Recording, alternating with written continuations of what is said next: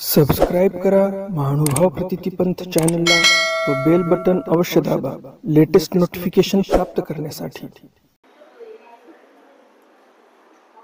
कृष्णाय वासुदेवाय हरये परमात्मने प्रणत क्लेशनाशाय श्री गोविंदाय नमो नमः। श्री गोविंदाय नमो नमः। श्री गोपाल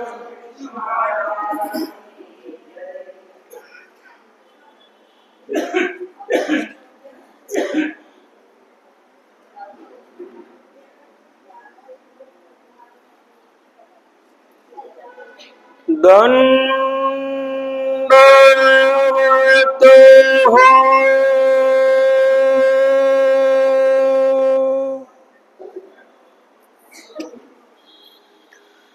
सकाळच्या ज्ञानसत्रामध्ये आपण पाहिलं भगवंतांनी कशा प्रकारच्या वासरांचा वर्ण धारण करून रूप धारण केलेली आहेत, कशा प्रकारचे वर्ण आहेत, त्यांचं रूप कसं आहे, रंग कसा आहे, कोण्या बेटातील ते गायी आहेत, त्या गायींचे वासर ते कसे आहेत, कोण्या भागातले आहेत, कोण्या गावातले आहेत। तर असे त्या प्रदेशाचे नाव पाहिले आपण आणि ते वासर कसे होते तेही पाहिले। गोपवनिताचे कवन जाणे जिया मटेल तेची वाणे कीटके भृंगी होय जेणे ते काही तया नाही। ही आपल्या सकाळच्या ज्ञानसत्रातील शेवटची ओवी। यामध्ये काय म्हणतात, गोपवनिताचे कवन जाणे, गोप म्हणजे गोपाळ जे आहेत मोठे, त्यांच्या वनिता म्हणजे पत्न्या, त्यांचे कवन जाणे जिया उमटले तेची वाणे, कारण त्या गोपिकांच्या लेकरांना तसेच वाणाचे लेकर जन्माला घातले त्यांनी, तसेच लेकर झाले त्यांना। कीटके भृंगी होय जेणे ते काही त्या नाही। ज्या पद्धतीने आपण बघतो भिंगुर्टीच्या दृष्टांतामध्ये आपण पाहिलं की भिंगुर्टी त्या आळीला नेऊन त्या घरामध्ये पॅक करते आणि ती आळी आता मला येऊन खाईल म्हणून त्या आळीने ध्यास केला त्या भिंगुर्टीचा आणि ती भिंगुर्टीच्या रूपामध्ये रूपांतरित होती। ती आळी, ज्या भिंगुर्टीचा ध्यास या आळीने घेतलाय ती आळी भिंगुर्टीमध्ये परिवर्तित होते। तर मग कवी आपल्याला ते म्हणतात की ज्या गोकुळातील गोपिकांनी भगवंताचं स्मरण केलं, हे भगवंत म्हणजे 8-9 वर्षाचे आहेत आणि त्यावेळेस त्यांचं स्मरण केलं यांनी आणि त्या वर्णाचे लेकर त्यांना झालेले आहेत। मग आता ते लेकरांचं वर्णन सांगतात। सकाळच्या ज्ञानसत्रामध्ये आपण वासरांचं वर्णन पाहिलं आणि आता आजच्या या ज्ञानसत्रामध्ये कवी आपल्याला सांगणार आहेत लेकर कसे होते, ते कशा त्या लेकरांचं रूप धरलं भगवंतांनी। एक काले गोरे सावले एक काने तारस वेंभले एक मिलखे भुरुरे पिंगले घोडे मुख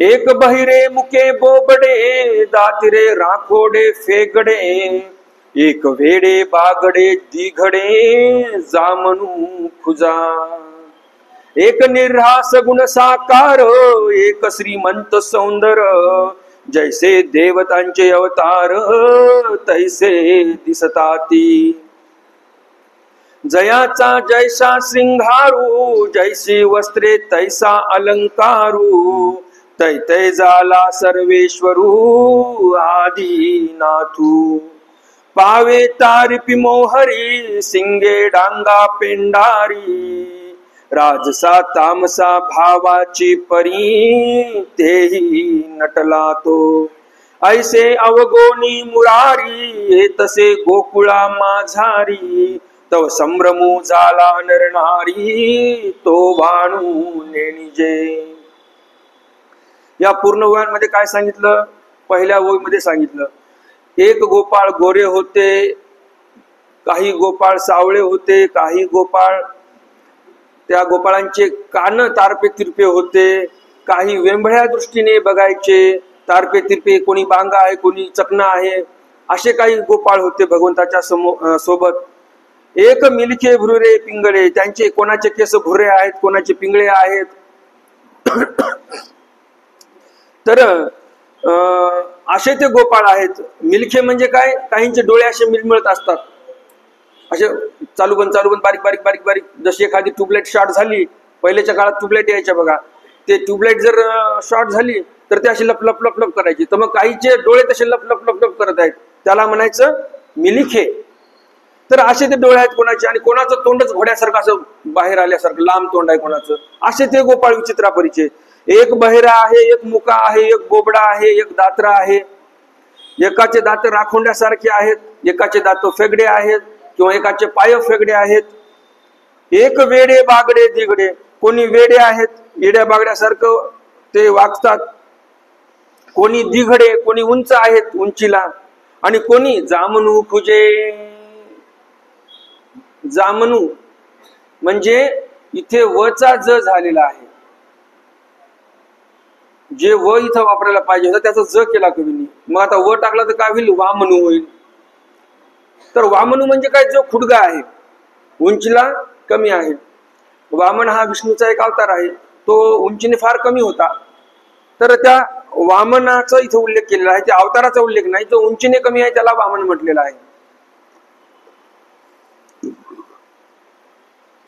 एक निर्हास गुण साकार, एक श्रीमंत सौंदर्य, जैसे देवतांचे अवतार तैसे दिसताती. एक निर्हास गुण. मग आता भगवंताच्या सोबतचे सर्व गोपाळ हे असे येडे वाकडेच होते का राहणारे? दिसायला येडे वाकडेच होते का? वागायला येडे वाकडेच होते का? कोणी बहिरा, कोणी आंधळा, कोणी मुका, कोणी वेंबळा, असेच होते का सर्व? अशीच भरती होती का? नाही. एक निर्हास गुण साकार, एक अतिशय सुंदर असे गोपाळ होते काही काही. निर्हा म्हणजे निव्वळ, सगुण म्हणजे गुणेशी युक्त, साकार म्हणजे आकारेशी युक्त, जो अवयव जैसा व्हावा तैसाची, असं सुंदर नाक, सुंदर डोळे, सुंदर कान, सुंदर त्वचा, असे ते काही गोपाळ आहेत. एक श्रीमंत सौंदर्य, काही जण श्रीमंत दिसतात, पाहिल्यानंतर सुंदर दिसतात. जैसे देवतांचे अवतार तैसे दिसतात, ते जणू काही ते देवतेंचे अवतार आहेत, असे ते गोपाळ दिसत आहेत. जयाचा जैसा श्रृंगारू, जैसी वस्त्रे तैसा अलंकारू, ते ते झाला सर्वेश्वरू आदिनाथू. ज्यांचे जसे अलंकार होते, जसे शृंगार होते, त्याप्रमाणे भगवंताने तसाच शृंगार केलेला आहे. भगवंताने जे रूप धरले गोपाळांचं, त्याचप्रमाणे शृंगार आहे, त्याचप्रमाणे वस्त्र आहेत, त्याचप्रमाणे अलंकार आहेत. म्हणजे घरी गेल्यानंतर घरच्यांना वाटू नये की माझा मुलगा कोणीतरी दुसराच आहे, त्याला कोणीतरी चोरून नेलं आणि हा कोणीतरी दुसराच बहिरूपी आलेला आहे माझ्या घरी, असं वाटू नये. बिलकुल जशाच तशी फोटो कॉपी इथे झालेली आहे. मग त्यांच्याकडे जे वाद्य होते, कोणाकडे पावा, कोणाकडे मोहरी, कोणाकडे तारपी, कोणाकडे सिंग आहे, जसे जसे त्यांच्याकडे वाद्य होते तसे तसे वाद्य भगवंताने स्वीकार केलेले आहेत. कोणी राजस स्वभावाचा आहे, कोणी तामस स्वभावाचा आहे, तेही भाव त्यांनी स्वीकार केले. असं सर्व अवगुणी म्हणजे असा एक नट धारण करून, एक रूप धारण करून, मुरारी म्हणजे भगवंत येत असे गोकुळा माझारी, भगवंत गोकुळामध्ये येत आहेत. तेव्हा काय झालं? तेव्हा संभ्रमू झाला नरनारी, नरनारींच्या ठिकाणी संभ्रम झालेला आहे. आता संभ्रम का झाला बरं? आता दररोजच लेकरं बाळ घरी यायचे, वासरं घरी यायचे, पण कवी इथे म्हणतात की त्यांना संभ्रम झालेला आहे. मग आता तुमच्या मनामध्ये पाल चुकचुकली असेल की संभ्रम झाला म्हणजे शंका आली की काय आता हे डुप्लिकेटपणा दिसतोय सर्व. नेमकं काय झालं पुढे सांगतात. जयाचेनी तुखारे एके जिजे, तया अमृताचा सागरू पाविजे, परमाणु दुर्लभ मानिजे, तयाचा मेरू जोडे. ज्याच्या एका तुषाराने जिजे मेलेलं माणूस जिवंत होते. तुषार कशाला म्हणतात? बारीक पाण्याचे कण त्याला तुषार म्हणतात. तर अशा बारीक अमृताच्या कणाने मेलेला माणूस जिवंत होतो, असं ते अमृत. तर या अमृताचा सागरूप आविजे, त्या अमृताचा या गोकुळातील लोकांना काय भेटलेला आहे? अमृताचा सागर भेटलेला आहे. तुषार नाही, अमृताचा कण नाही भेटला, तर त्या अमृताचा सागरच जणू काही या गोकुळातील गोपाळांना भेटलेला आहे. यामध्ये कन्फ्यूज नका हो. एक गोपाळ आता गावाच्या बाहेरनं मध्ये येत आहेत आणि दुसरे पण मी म्हणत आहे की गोपाळ कन्फ्यूज होत आहेत पाहून. तर ते गोपाळ म्हणजे कोण आहेत? यांचे वडील, या लेकरांचे वडील. ते पण गाईच पाळतात ना, मग त्यांना काय म्हणणार आपण? गोपाळच म्हणणार. तर हा अर्थ अभिप्रेत आहे. तर गावातील जे काही वडीलधारे गोपाळ होते ते पण त्या लेकरांना पाहून संभ्रमित झाले. तर जे अमृताचा कण मिळणं दुर्लभ आहे, त्या अमृताचा सागर जोडला गेला. परमाणु दुर्लभ मानिजे तयाचा मेरू जोडे. जणू काही असं झालेलं आहे की ज्या एखाद्या विशिष्ट धातूचा कण आपल्यासाठी दुर्लभ आहे, अशा त्या दुर्लभ धातूचा आपल्याला जणू काही मेरू पर्वत भेटलेला आहे. असं हे भाग्य कोणाचं झालेलं आहे? गोकुळातील लोकांचं.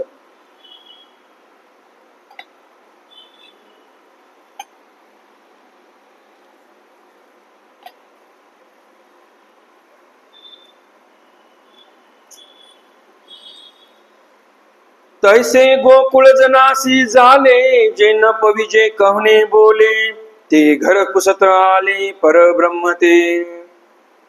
मागच्या ओळीमध्ये जे अर्थ आला त्याप्रमाणे गोकुळातील लोकांना झालं. मग आता पुढे म्हणतात की गोकुळ जनाशी असं झालेलं आहे की जे न पविजे कहणे बोले, काहीही बोललं तरी पण तो भगवंत जो आपल्याला मिळणार नाही, असा तो भगवंत. घर पुसत आले परब्रह्म. घर बघत बघत शोधत शोधत, अरे या घरचा हा होता, चला मग त्या घरी. बरोबर ते वासर वेगळे केले, ते वासर त्या गोठ्यामध्ये नेले. तर असा परब्रह्म तिथे आलेला आहे. इकडे साधू संत ऋषी मुनी डोंगरामध्ये दऱ्या खोऱ्यांमध्ये तपश्चर्या करायला लागलेले आहेत की भगवंत मिळावा. त्या ऋषी मुनींना भगवंत भेट द्यायला तयार नाही आणि इथे गायीचे वास्त्र झालेले आहेत. विचार करा आता,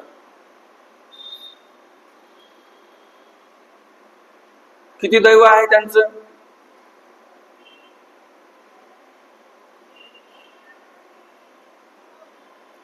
आधी वाणिजे यशोदानंदू, जया घरी खेळे एकू गोविंदू, आता घरोघरी परमानंदू गौडियांचा. आधी वाणिजे यशोदानंदू, यशोदा माता, नंदू बाबा म्हणजे नंद बाबा, यशोदा आणि नंदू. तर अशा या दोघांचं पहिलं आपण वर्णन करूया. जया घरी जे खेळे एकू गोविंदू, ज्यांच्या घरी एकू गोविंदू म्हणजे जे ओरिजिनल गोविंद म्हणजे कृष्ण भगवंत आहेत, ते ज्यांच्या घरी खेळतात, आधी त्या यशोदा मातेचं नंद बाबाचं आपण वर्णन करूया. आता घरोघरी परमानंद गवळी. आता पाहायला गेलं तर घरोघरी परमानंद तर आहेच गवळी यांच्या. सांडुनी सकळे सांगाते, योगी चिंतिती जयाते, पुत्र भावे अलंकितात याते, ते सुख कैसे होईल. सांडुनी सकळे सांगाते, योगी चिंतिती जयाते. सर्व संग परित्याग करून जे संन्यासी आहेत दर्या खोऱ्यामध्ये राहणारे, ते योगी चिंतिती जयाते म्हणजे ज्या भगवंताचं चिंतन करतात ते भगवंत. पुत्र भावे आळंगितात याते, ते सुख कैसे होईल. असे ते भगवंत जे तपश्चर्या करणाऱ्यांना भेटत नाहीत, असे ते भगवंत पुत्र होऊन मातेला आलिंगन देत आहेत, ते सुख कैसे होईल. मग आता त्या मातेला कसं सुख असेल ते आपण काय सांगावं बरं. परब्रह्म परमेश्वर तिथे आलिंगन देत आहेत, ते सुख, त्या सुखाचं परिमाण ते त्यांनाच माहिती, आपण काय सांगू शकणार नाही. जरी मुखे मागी जती शेखाते, तरी वाणू नेनिजे तयाचे या दैवाते. जया घरी लेंकरुवे साळंकृते पर ब्रह्माची. जरी मुखे मागी जती शेखाते. आता पंडित बास काय म्हणतात, माझ्या एकट्याच्या तोंडाने तर मला भगवंताचं वर्णन करता येणार नाही. मग आता जर मुखे मागी जती शेषाते, शेषाला किती मुख असतात? 1000 मुख असतात. तर असे 1000 मुख असणारा जो शेष आहे, त्यांना यांनी समजा 1000 मुख जरी मागून आणले आणि 1000 मुखाने भगवंताची स्तुती करतो म्हटलं तरी वाणू नेणे जे तयाच्या दैवाते. भगवंताची स्तुती करतो म्हटलं तरी करता येणार नाही. अहो भगवंताची स्तुती तर जाऊ द्या, काय म्हणतात कवी, तरी वाणू नेणी जे तयाच्या दैवाते. म्हणजे भगवंत ज्यांना आलिंगन देत आहेत ते मग माता असतील, पिता असतील, त्या मात्या पित्याचं दैव जे आहे त्या दैवाचं वर्णन करता येणार नाही.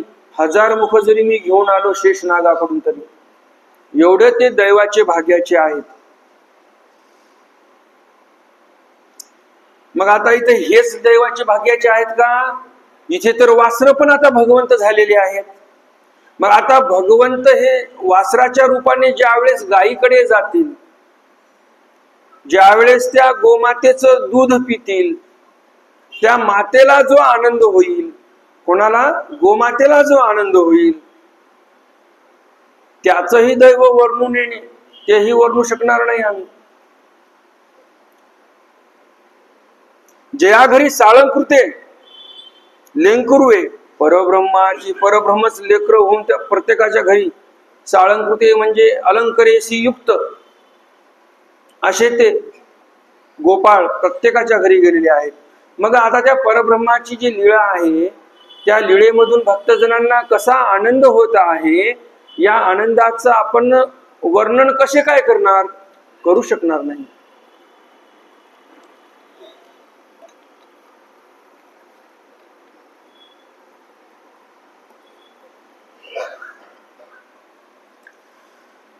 कवन ठाओ वेरी सदैवपण, जे वस्तू निराकार निर्गुण, ते आली करुणी मागे जेवण, गवळणी ते. कवन ठाओ वेरी सदैवपण.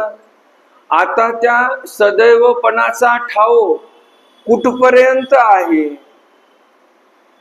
ते काय माहिती नाही. जे वस्तू निराकार, जी वस्तू निराकार होती, सगुण होती, जे वस्तू निराकार होती, निर्गुण होती, ते आली करुणी मागे जेवण, गवळणी ते. आली करुणी मागे जेवण. आली म्हणजे काय? तिथे तो जो गोपाळ आहे, म्हणजेच भगवंत श्रीकृष्णच नटलेले आहेत त्या गोपाळाच्या रूपाने.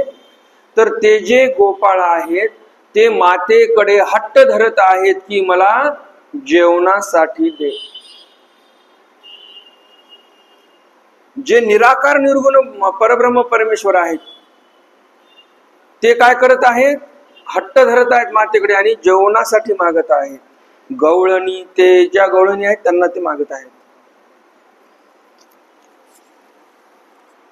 जो अगाधू चतुष्टविता, न बोले वेदा बोलविता, तो गायी हंबारव करिता, पाठी धावे.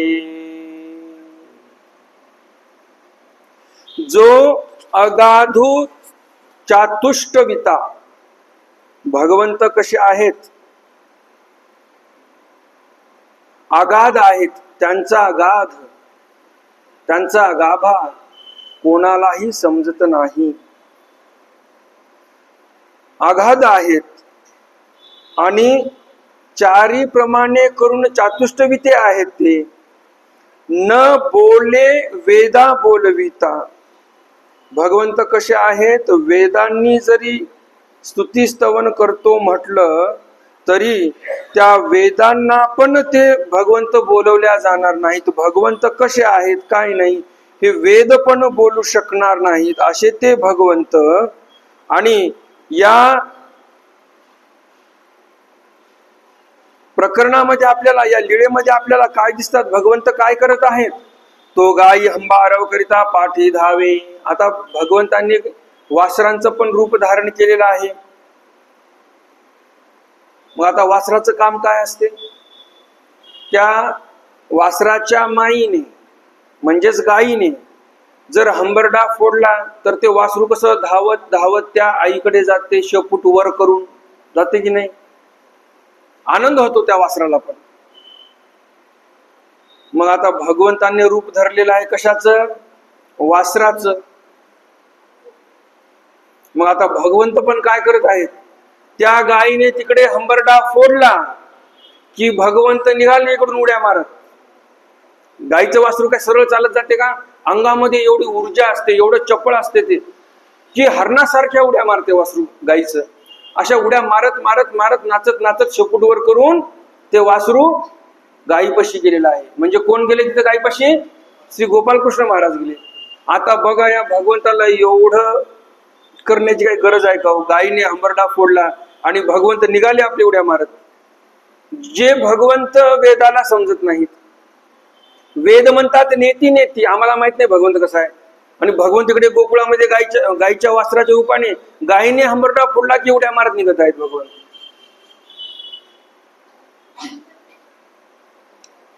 तर किती कणव आहे त्या वासरांची, त्या वासरांच्या मातेची किती कणव आहे. त्या गायीच्या वासरांनाही भगवंताने त्या सत्यलोकामध्ये जरी आहेत तरी सुखीच ठेवलेलं आहे, तेही दुःखी नाही. आणि इकडे हे जे वासरं आहेत ते पण आनंद देत आहेत गायीला. गाय जे रात्रभर हंबरडा फोडून रडत बसली असती वासरू जवळ नाही म्हणून, आज ती गाय आनंदित आहे. आणि एवढ्या मोठ्या भगवंताने कोणासाठी रूप धरलं? तसं त्या गायीसाठी रूप धरलेलं आहे. त्या गायीला त्रास होऊ नये आणि त्रास व्हावा म्हणून कोणी प्रयत्न केला? ब्रह्मदेवाने प्रयत्न केला.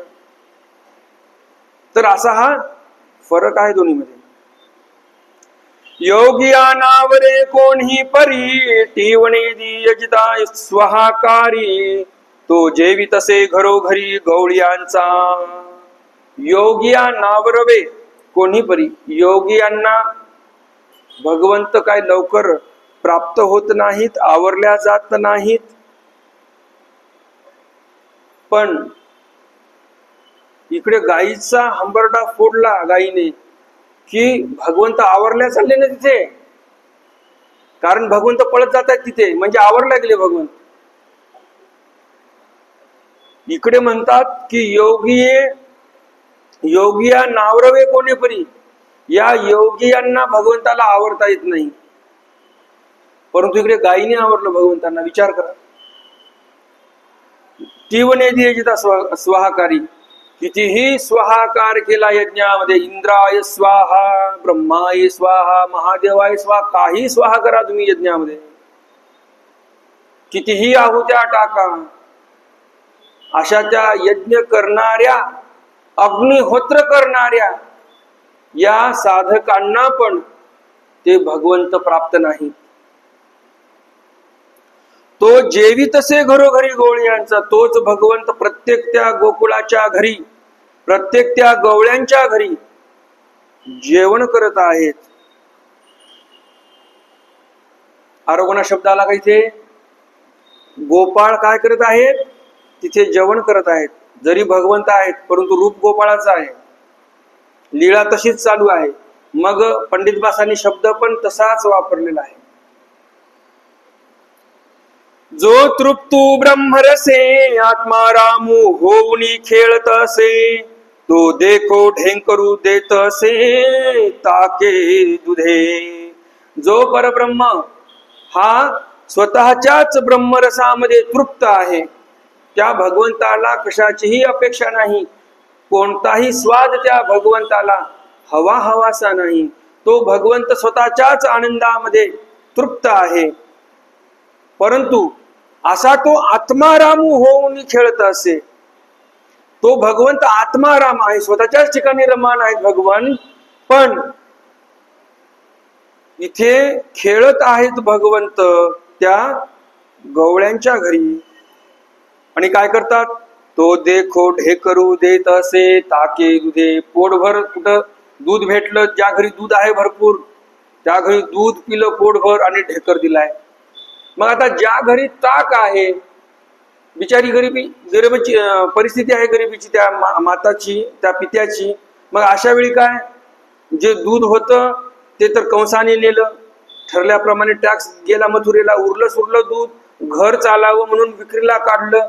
थोडं बहुत कधीतरी सणासुदीला घरामध्ये तूप वगैरे असावं म्हणून थोडीशी साय काढून काहीतरी दही लावलं, त्याचं तूप करून ठेवलेलं आहे. मग आता दह्याचं घुसळण करून लोणी काढलं, उरलं काय, मग आता लोणी तर सणासुदीसाठी आहे, कडवून तूप करून कशासाठी ठेवलं, सणासुदीसाठी. परिस्थिती गरिबीची आहे, मग आता उरलं काय पाठीमागे, आता उरलं ताक. गरिबीची परिस्थिती आहे, बिचारा त्या मायबापाकडे तेवढं नाही संभव. मग आता ते काय केलं, त्या गोपाळाने त्या घरच्या पोटभर ताकच पिला होता. आणि मग आता भगवंत तिथे ताक पिऊन ढेकर देत आहे. आता ओवीमध्ये असं आलेलं आहे, तो देखो ढेकरू देत असे ताके दुधे, म्हणजे ताकही पिलं आणि दूधही पिलं असा अर्थ नाही. भगवंत आयुर्वेद शास्त्राला मानणारे असतात, कारण आयुर्वेद शास्त्र हे आपल्या सनातन संस्कृतीचा एक अविभाज्य घटक आहे. त्यानुसार भगवंत चालतात. म्हणून ताक दुधे पिऊन ढेकर देत आहेत देव, म्हणजे आपणही ताकही प्यावं दूधही प्यावं, ते योग्य ठरणार नाही. हा विरोध आहार होईल, तो अपाय करेल आपल्या शरीराला. तर भगवंत ताक दूध पिऊन ढेकर देत आहेत, तर ते भगवंत वेगळ्या वेगळ्या रूपाने वेगळ्या वेगळ्या घरी आहेत. आणि वेगळ्या वेगळ्या घरचं इथं सांगितलेलं आहे की कोण्या घरी ताक आहे, कोण्या घरी दूध आहे. ज्या घरी दूध आहे तिथे दूध पिऊन ढेकर दिला, ज्या घरी ताक आहे तिथे ताक पिऊन ढेकर दिलेला आहे. मग आता तुम्ही म्हणणार की आता भगवंत हे आयुर्वेदाच्या नियमाचं पालन करतात, हे कशावरून, बरोबर की नाही.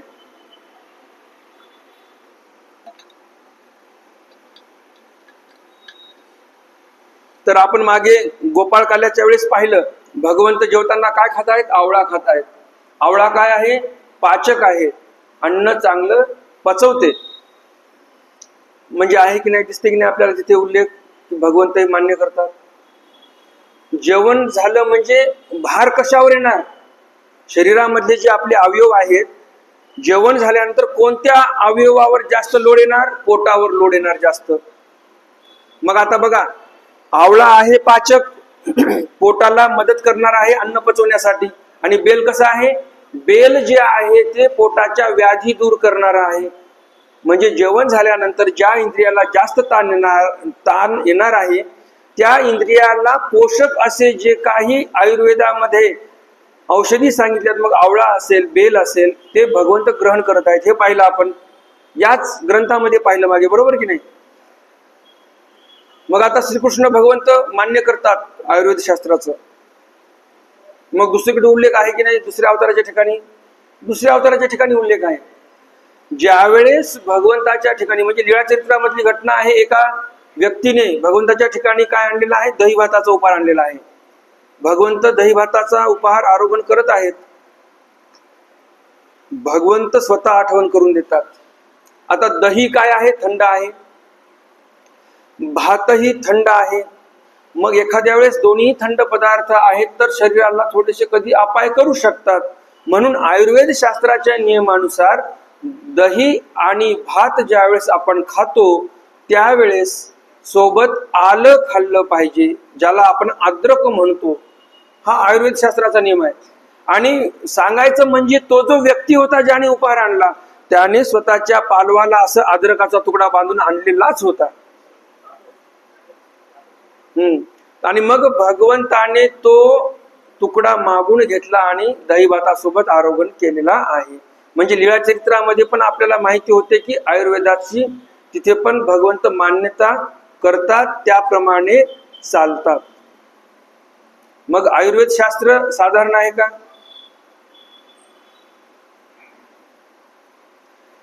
ॲलोपॅथी म्हणते तुम्ही बिमार पडा, बिमार पडल्यानंतर आमच्याकडे या, आम्ही तुमच्या टेस्ट करू पॅथॉलॉजी लॅबमध्ये, जे रोगाचं निदान होईल त्यावर आम्ही उपचार करू. पॅथॉलॉजी काय म्हणते, तुम्ही बिमार पडा पहिलं, तुमची बिमार पडण्याची ते वाट बघतात. आयुर्वेद काय म्हणते? पोषक आहार घ्या, बिमारच पडू नका. कोणतं चांगलं आहे? वैद्यराजम नमस्तुभ्यम यमराज सहोदर हे बरं आहे की आपला आयुर्वेद बरं आहे? आयुर्वेद चांगलं आहे. त्यासाठी आयुर्वेदाप्रमाणे चालावं.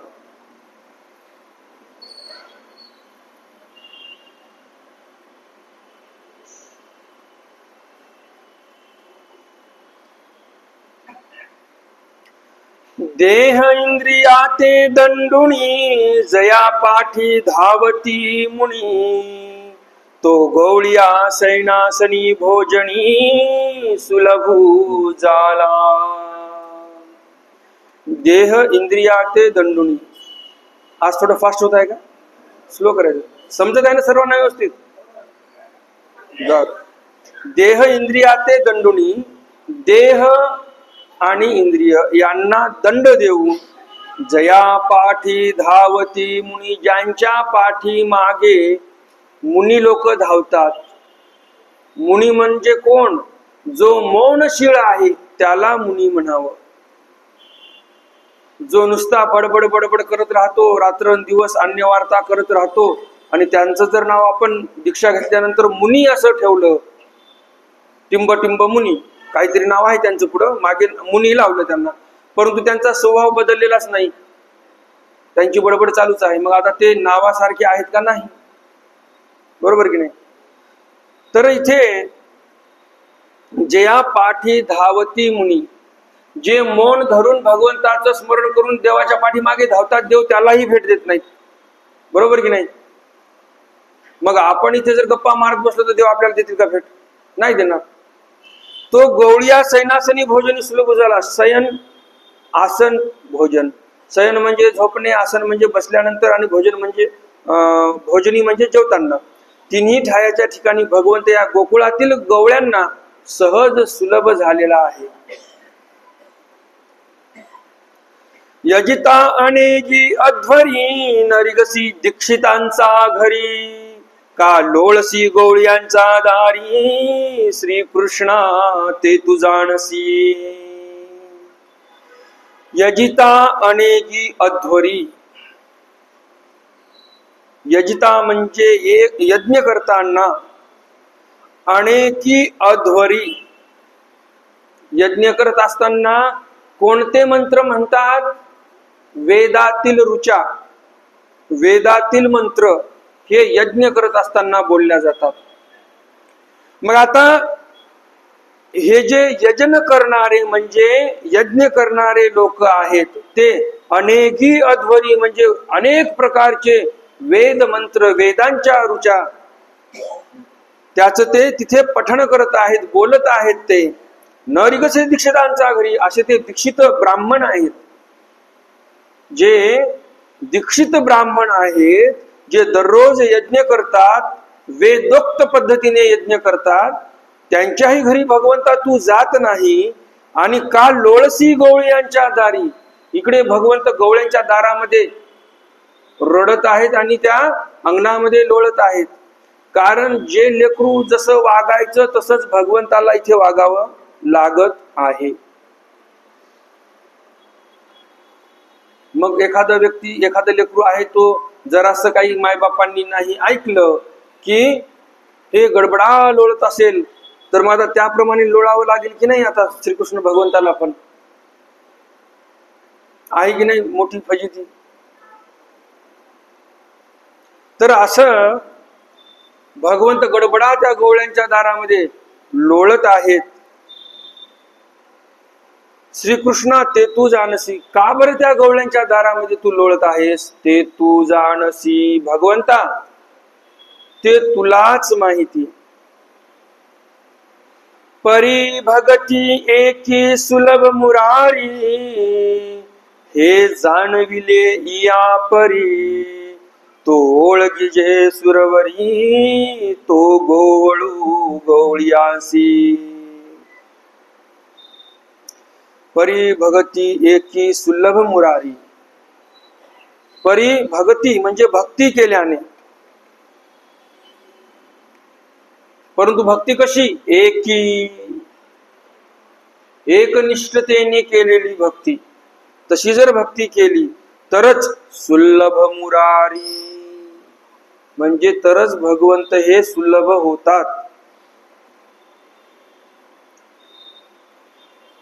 हे जाणविले यापरी, ही लीळा करून भगवंताने ती जाणीव आपल्याला करून दिलेली आहे. जो ओळखीचे सुरवरी तो गोवळू गोवळ्यासी, ज्या भक्तांची सेवा करण्यासाठी देवता ह्या ओळखणी रूपाने विभागलेल्या आहेत. भगवंतासाठी देवता विभागलेले आहेत ओळख सारण्यासाठी, सेवा करण्यासाठी. पण इथे काय झालेलं आहे, गोवळू गोवळियासी, भगवंत इथे ओळख सारत आहेत. तुम्ही सांगा, आता घरी गायी भरपूर आहेत, मायबापांना काम आटोपत नसेल तर मग मायबाप लेकराला सांगतील ना, मायबाप लेकरांना सांगतीलच ना की जाऊन आता गाईचं शेण काढ, गाईला इथनं सोड, तिथं बांध, गाईला धुवून काढ, बरोबर की नाही. तर हे इथं त्या गोवळ्यांच्या घरामध्ये सेवा करत आहेत भगवंत. ज्या भगवंतासाठी देवता बसलेल्या आहेत सेवा करण्यासाठी, ते भगवंत इकडे सेवा करत आहेत.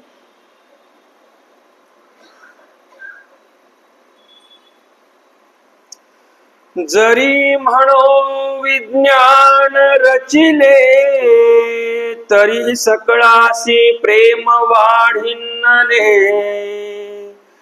ते न घडे आणि बोले, तुझेणी रूपे विना.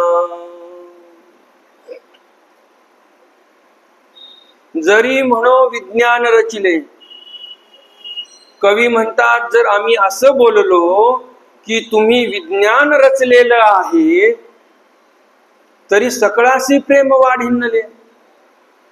ज्या काही गायी होत्या आणि ज्या काही त्या गोपाळांच्या माता होत्या, या सर्वांचं त्यांच्या लेकराच्या ठिकाणी प्रेम वाढलेलं आहे.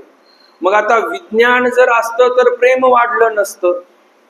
म्हणून जर विज्ञान म्हणावं की विज्ञान रचलं भगवंताने, तर गोकुळामध्ये जिकडे तिकडे प्रेम वाढलेलं आहे. ते न घडे आणि बोले तुझे निरूपे विन. ते न घडे आणि बोले, दुसऱ्या कोणत्याही बोलण्याने ह्या गोष्टी घडू शकत नाहीत. ते फक्त तुझे निरूपे विन, तुझ्या रूपा विन ह्या गोष्टी घडू शकतच नाहीत. तिथे तुझं रूप आहे. घरीची सांडुणी ताणी, गाई बाईला पढी येतात ती जाणी. ते प्रीती सहस्री वदनी, शेखू वाणून नेणे. घरीची सांडुणी ताणी. आता या घरच्या ज्या बाया आहेत, त्या गोपाळांच्या ज्या माता आहेत, त्या मातांनी काय केलं, घरची सांडुणी ताणी, जे तान बाळ आहे पाळण्यामध्ये टाकलेलं, जास्त काळजी जास्त लाड कोणाचा होत असतो घरामध्ये.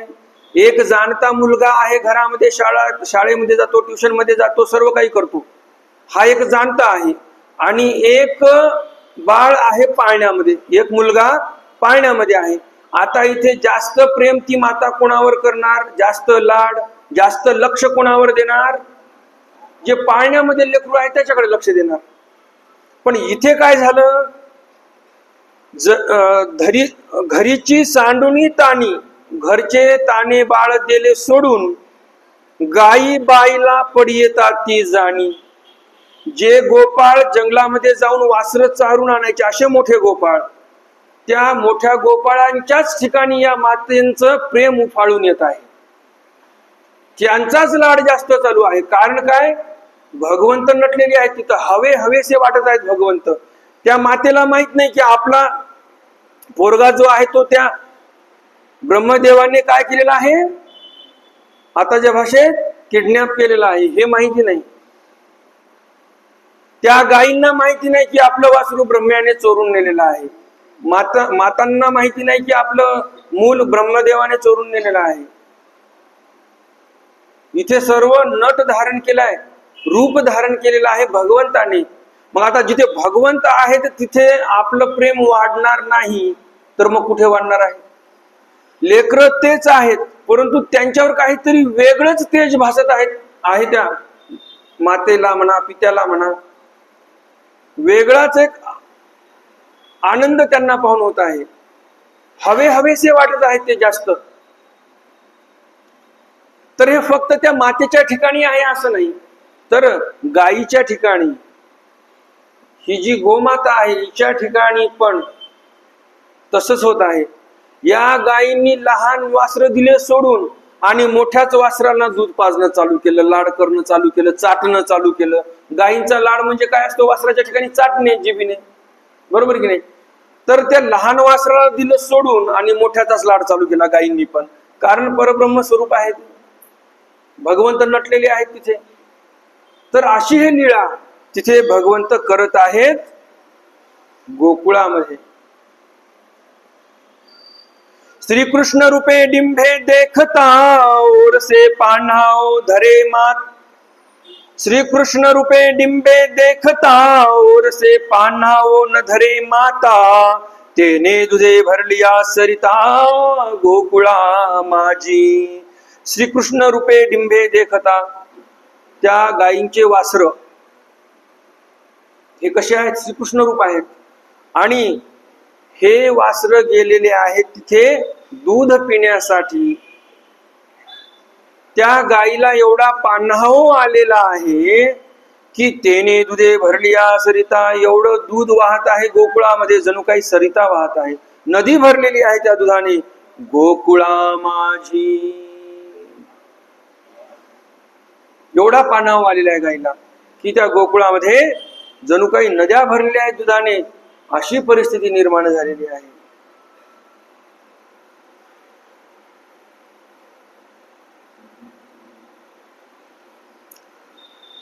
की आदि पुरुखू झाला दूध पिरू, तया कराव्या पाहुण रू. नारायणी धाडिला क्षीरसागरू, मज पांता. की आदि पुरुखू झाला दूध पिरू, जे आदि पुरुष परमेश्वर आहेत ते परमेश्वरच इथे अवतार धारण करून दूध पिरू म्हणजे दूध प्यायला लागलेले आहेत. आणि त्या भगवंताला तेच करावया पाहुणरू, म्हणजे आपण जसं आपल्या घरी पाहुणे आले म्हणजे काय करतो? पाहुणचार करतो.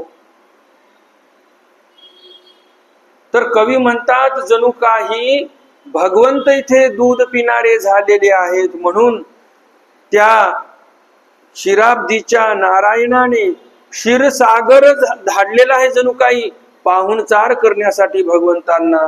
एवढं दूध झालेलं आहे गोकुळामध्ये.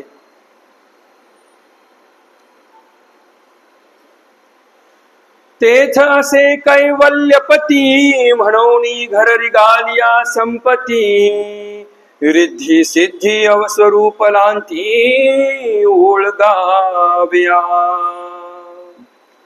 तेथ असे कैवल्यपती, तिथे कैवल्यपती आहे, म्हणून घर रिगालिया संपत्ती. आणि म्हणून प्रत्येकाच्या घरी जणू काही संपत्ती रिगालेली आहे. आता जिथे कैवल्याचा पतीच आहे तिथे कोणती संपत्ती राहिली जाण्याची? तिथं सर्व संपत्त्या गेलेल्या आहेत.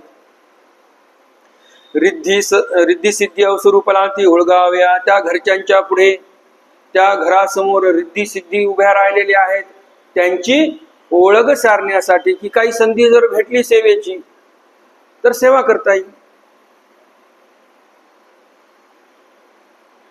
घरोघरी परगुणे हो तसे मर्दना मादणे. दिव्ये लावताती चंदने सुगंधा पुष्प जाती.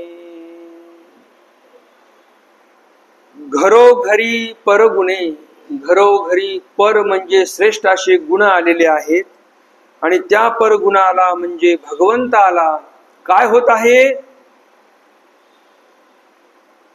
होतसे मर्दना मादने.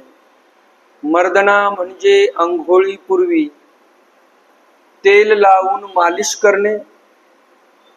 ज्यांच्या घरी संभव आहे त्यांनी उटणं लावून मालिश करणे.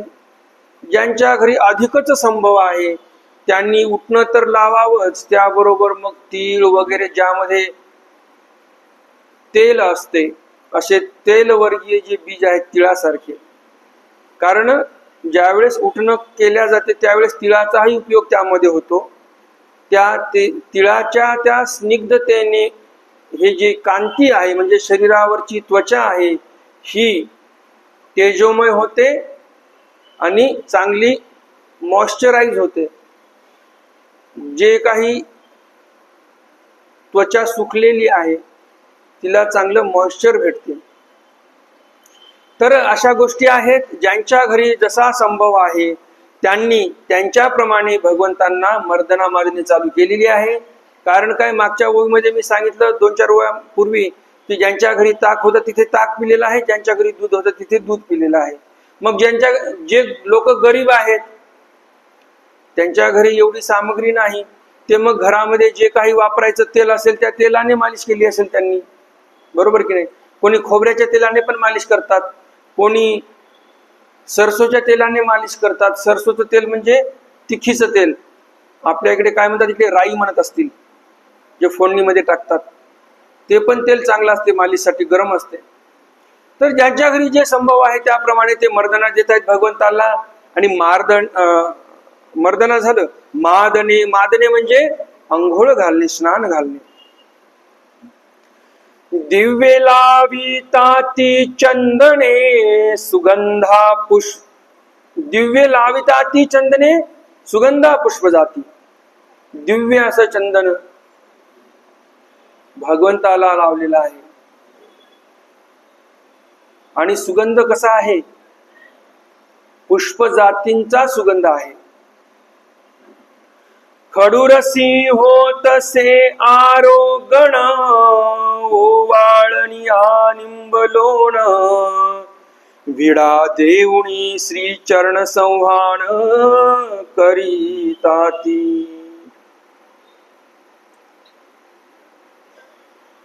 षडरसाचं अन्न तिथं आहे. कटवम्ल लवणा तृष्ण आहे ना, कटवम्ल लवणा तृष्ण तीक्ष्ण वृक्षविध आहे ना, आलेला आहे गीतेमध्ये.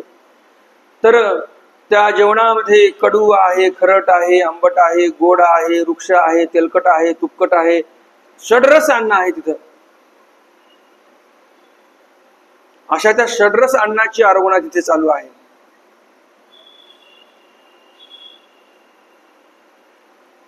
ओवाळणिया निंबलोण. काही दृष्ट झाली असेल तर ते दृष्ट उतरवण्यासाठी घरचे ते व्यक्ती जे आहेत निंबलोण करतात. लिंबू असं घेऊन वाळून टाकून देतात. काही इडापिडा असेल तर टळून जावं.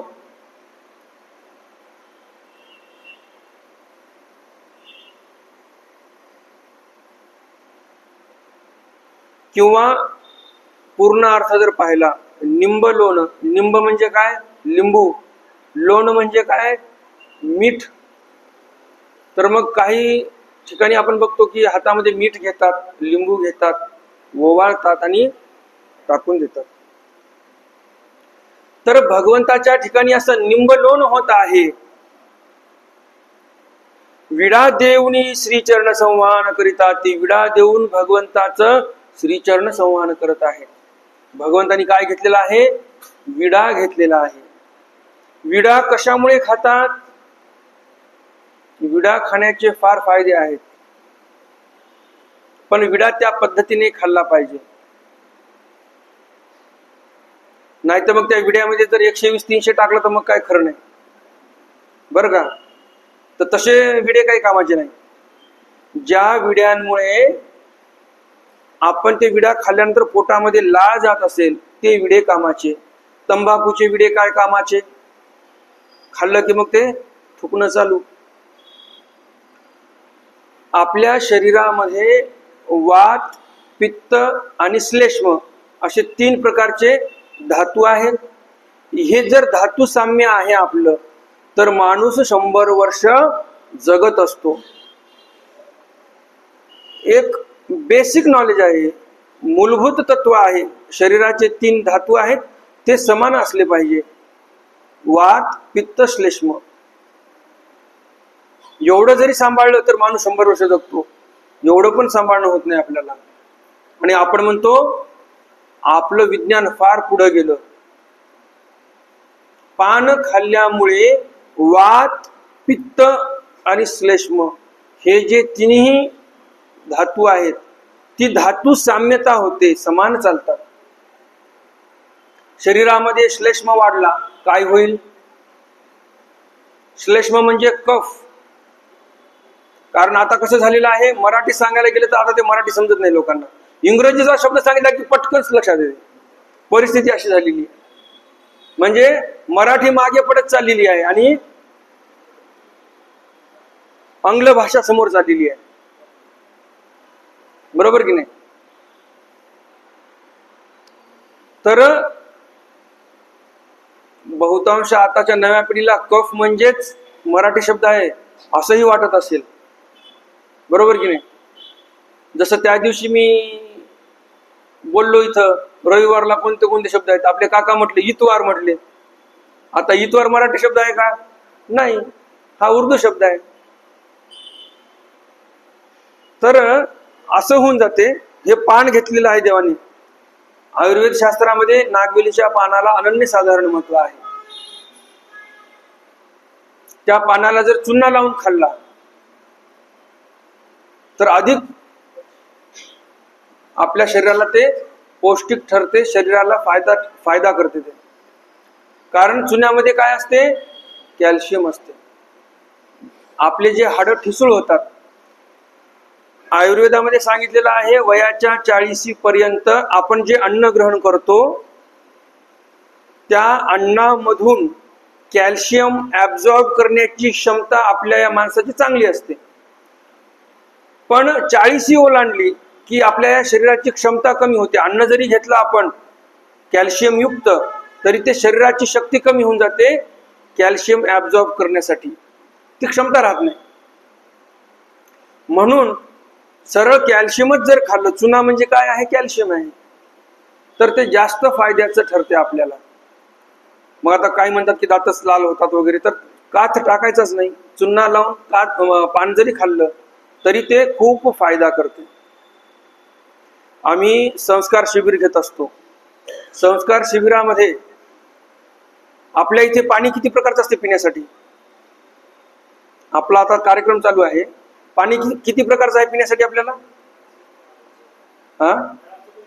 नळाचं नारोचं 2 प्रकारचं आहे. पण पाणीच आहे ना शेवटी. ते पाणी किती प्रकारचं आहे विचारताय? आम्ही पाणी नका सांगू. फक्त आम्ही ज्या वेळेस संस्कार शिबिर घेतो त्यावेळेस आम्ही पाणी किती प्रकारचं ठेवतो मुलांना पिण्यासाठी? 4 ते 5 रांजणं भरून ठेवायचे. एकामध्ये गुलाबाच्या पाकळ्या, गावरान गुलाबाच्या पाकळ्या टाकायच्या. एकामध्ये खस असते बघा, ते भेटते बघा, त्याचं हे करून पितात उन्हाळ्यामध्ये शरबत. तर त्याचे ते अशा हे भेटतात, पेंड्या भेटतात छोट्या छोट्या, ते टाकतात त्याच्यामध्ये. सुगंधित पाणी होते. एका राजनामध्ये तुळस टाकायची. तर असे वेगळे वेगळे फ्लेवरचं पाणी. एका राजनामध्ये लिंबाचे पानं टाकून द्यायचे. कडुलिंबाचे नाही बरं का, हे लिंबू जे असते आपलं आंबट, तर त्या पानाचाही सुगंध छान वाटतो की नाही. तर त्याचबरोबर कॅल्शियमचं पण पाणी ठेवत असतो आम्ही, ज्याच्यामध्ये चुना मिक्स केलेला आहे. म्हणजे आता त्याचं प्रमाण पण जास्त जमत नाही बरं का. कोणतीही गोष्ट अति तिथं माती असते, त्याचं प्रमाण असते विशिष्ट. तर त्यामध्ये काय आहे? चुन्याचंही पाणी आहे पिण्यासाठी. त्याचबरोबर मग ज्यांना साधं पाणी प्यायचं त्याच्यासाठी पण एक राजन भरून ठेवायचं.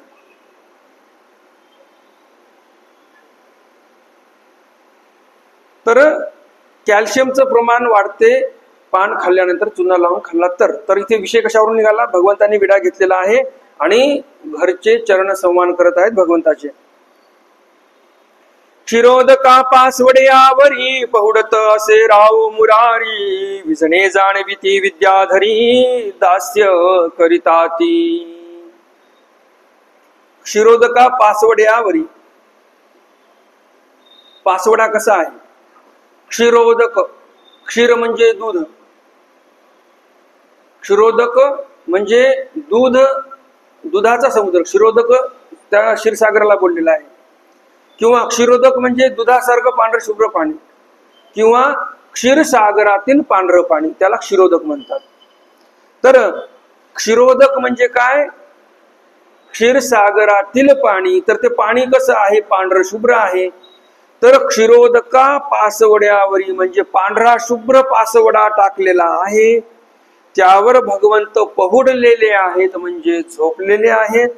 विजने जाणविती विद्याधरी दास्य करिताती. जे विद्याधर आहेत, विद्येचे जाणते आहेत, ते विजने जाणविती म्हणजे विंजनवारा करत आहेत. एक दोरी असते लांब बांधलेली, असे वर पंखे बांधलेले असतात, ती दोरी त्या पंख्याला बांधलेली असते आणि दुरून ते दोरी ओढायची अशी अशी अशी अशी मागे पुढे मागे पुढे. जो खाली बसलेला आहे त्याला हवा लागत असते, त्याला म्हणतात विंजन वारा. पाहिलंय ना? तर ते विंजन वारा घालत आहेत भगवंताला. अशा प्रकारे ते विद्याधर, विद्येचे जाणते लोक भगवंताचं दास्य करत आहेत. पाहते या पहारा दधी मथणी गवळणी गाती श्री चक्रपाणी तो ध्वनी ऐकोणी श्रवणी देव पोढले.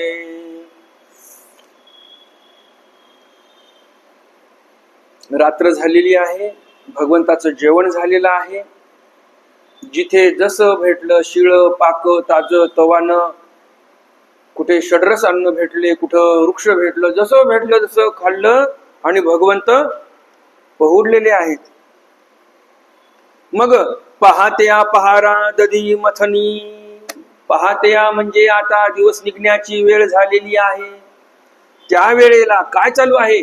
दधी मथनी. भांड आहे, दही भरलेलं आहे त्यामध्ये, आणि आता घुसळण चालू आहे. घुसळण कशी असते?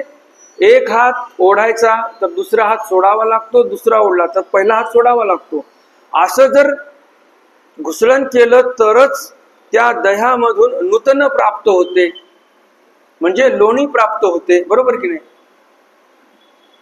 त्याचप्रमाणे सर्वज्ञ श्री चक्रधर स्वामींनी सांगितलेलं आहे, परस्पर मथन केले या नूतन होय. ज्यावेळेस आपण शास्त्रार्थाची चर्चा करतो, तुम्ही तिकडे धरलं ताणून आणि मी इकडे धरलं ताणून, नाही मी म्हटलं तेच खरं आहे आणि तुम्ही म्हणणार तुम्ही म्हटलं तेच खरं आहे. मग आता तुम्ही सांगा, ती जी रई लावायची आहे ते घुसळणीमधले आता ते दोरी दोन्हीकडे ताणून धरल्या गेलेली आहे. मग आता ते घुसळण कशी होईल आणि त्यामधून लोणी कसं बाहेर येईल? नाही येणार. मग त्यासाठी काय करावं लागणार आहे? एकाने ताणावं तर दुसऱ्याने ढिलं सोडावं, दुसऱ्याने ताणावं तर पहिल्याने ढिलं सोडावं. असं तर चालत राहिलं, देवाणघेवाण देवाणघेवाण देवाणघेवाण मधूनच मग नूतन शास्त्र प्राप्त होते, नूतन शास्त्राचे निर्णय प्राप्त होत असतात. म्हणून माझंच खरं म्हटलं तिथं मग काय होणार? ही दोरी इकडं ताणून ती दोरी तिकडं ताणून, लावला जोर गेली तुटून, आणि मग काय होणार? नूतन गेलं बुडून. ते कोणाच्याच हाती नाही. म्हणून जर मंथन करायचं आहे, कोण्याही गोष्टीवर उहापोह करायची आहे, आपल्या मंडळाची बैठक बसली, उहापोह चालू आहे काहीतरी विशिष्ट मुद्द्यावर, की आपल्याला विशिष्ट कार्यक्रम किंवा उपक्रम राबवायचा आहे, तर प्रत्येकानं अशी उहापोह मंथन केलं पाहिजे. हो बाबा, तुझं असं आहे का? बरं, तुझं तसं म्हणणं, तुझं तसं म्हणणं, तुझं तसं म्हणणं, सर्वांचं एकंदरीत म्हणणं काय आहे? कोणतं योग्य राहील? कोणतं तत्वाला धरून आहे? ह्या सगळ्या गोष्टीचा विचार करून निर्णय घ्यायचा असतो. जिकडे बहुमत ते सत्य असं म्हणायचं नाही. तुम्ही मान्य केलं लगेच जिकडं बहुमत ते सत्य नाही. तत्व काय सांगतात? माणसानं व्यक्तिनिष्ठ नसावं, तत्वनिष्ठ राहावं माणसाने. डेमोक्रेसी म्हणजे काय आहे? लोकशाही म्हणजे जिकडं बहुमत तिकडं निर्णय. मग इतके दिवस बहुमत होतं गाई कापणाऱ्यांकडे, मग आता ते काय योग्य होतं का? तत्वाला धरून होतं का? नाही. त्यामुळं डेमोग्राफिक चेंज जिथे झाला तिथे तत्व वगैरे काही चालत नाहीत. हे लोकशाही वगैरे काही नाही. लोकशाही तिथपर्यंतच आहे जोपर्यंत आपल्यासारखे लोक येत आहेत. आपण संपलो, लोकशाहीचा लोही सापडणार नाही आणि हही सापडणार नाही. म्हणून तत्वनिष्ठ असलं पाहिजे माणसानं. म्हणून तुमच्या मंडळामध्ये जरी बैठक बसली, बहुमत कोणाकडे गेले ते महत्वाचं नाही, तत्व काय सांगते ते महत्वाचं आहे. जसं मी त्या दिवशी तुम्हाला म्हटलं बा, मिरवणुकीमध्ये आपलं घोडा दिसला मला आणि ते काय मला बरं वाटलं नाही की त्या घोड्याला 2 पायावर नाचवत आहेत, उड्या मारायला लावत आहेत. ते काही योग्य नाही बाबा. तेवढं स्वामींनी सांगितलं चतुर्विध भूतग्रामाला अभय द्यायला, आणि तुम्ही पैसे देऊन घोडा आणलेला आहे, नाचवत आहात. तो काय सुखाने नसतो काय? आनंदाने नसतो का? घोडा काय नाचण्यासाठी जन्माला आलेला आहे का? घोडा तो धावण्यासाठी जन्माला आलेला आहे. आपण त्याच्याकडून भलते कार्य करून घ्यायलो, त्याला तर त्याच्यामध्ये दुःखच आहे. बरोबर की नाही? तर अशा गोष्टी विचार करून तत्वाला बघून आपण केल्या पाहिजे. जरी काही शंका आल्या आपल्या मनामध्ये, मग भगवंताच्या चरित्राचं स्मरण करा की तत्व काय सांगतात भगवंताचे, त्यानुसार चालायचं. बहुमताने चालायचं नाही, हे लक्षात ठेवा. तत्वाने चालायचं. आता असं नका म्हणू की आता हे काय भलतंच सांगायला लागले, आता बहुमतानेच आम्ही आतापर्यंत कार्य करत आलो. तर तत्वाला धरून बहुमत असेल तर फारच आनंदाची गोष्ट आहे. कारण आपल्यासाठी परमोच्च ते तत्व आहेत. बरोबर की नाही? कारण भगवंतांनी 5000 वर्षापूर्वी काय केलेलं आहे? श्रीमद भगवत गीता सांगितली. काहीतरी त्यामध्ये आपल्याला बदल करावा लागला का? अमेंडमेंट बिल आणलं आणि पारित केलं आणि त्याच्यामध्ये संशोधन केलं, असं झालंय का? नाही. निर्वाण सत्य आहे ते, त्यामध्ये बदल होत नाही. त्या पलीकडे कोणतं सत्य उरलेलं नाही.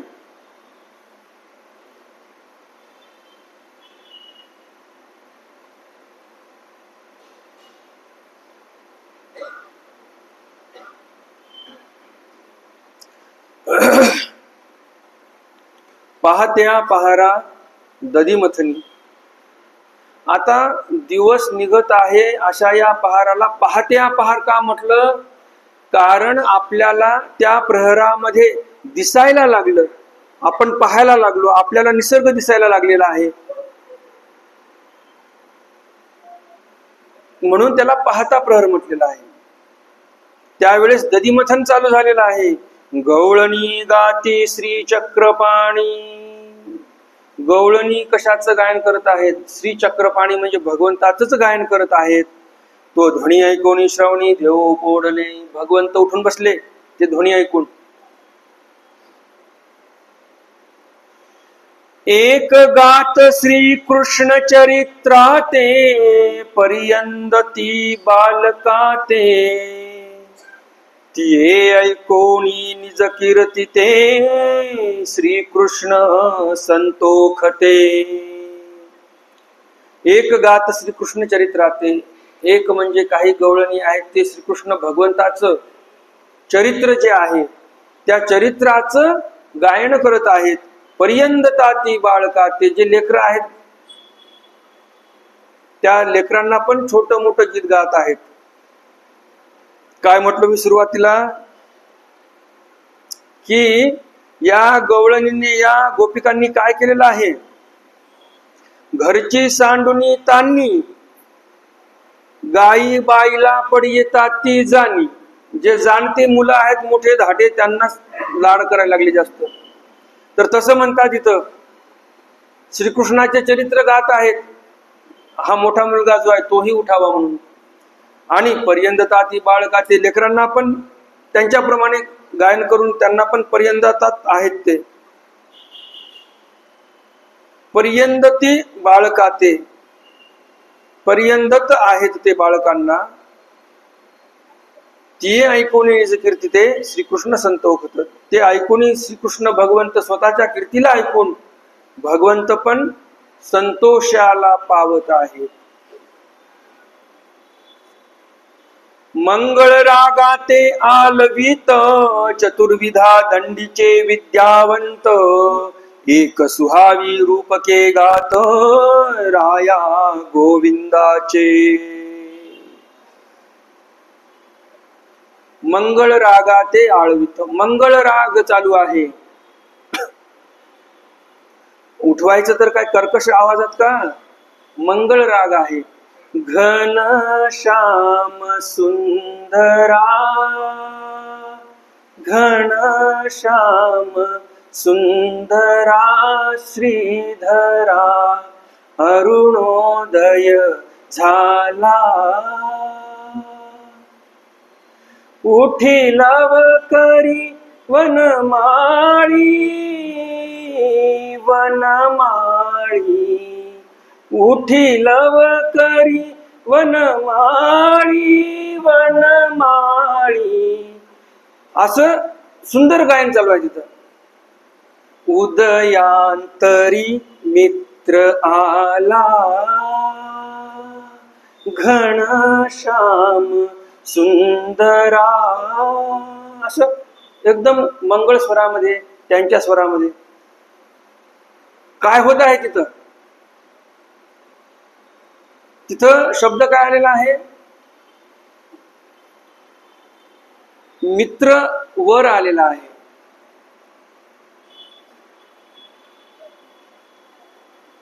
मित्र कशाला म्हणतात, त्या दिवशी सांगितलं मी, सूर्याला. तर असं सूर्योदय होत आहे भगवंता, उठा आता तुम्ही.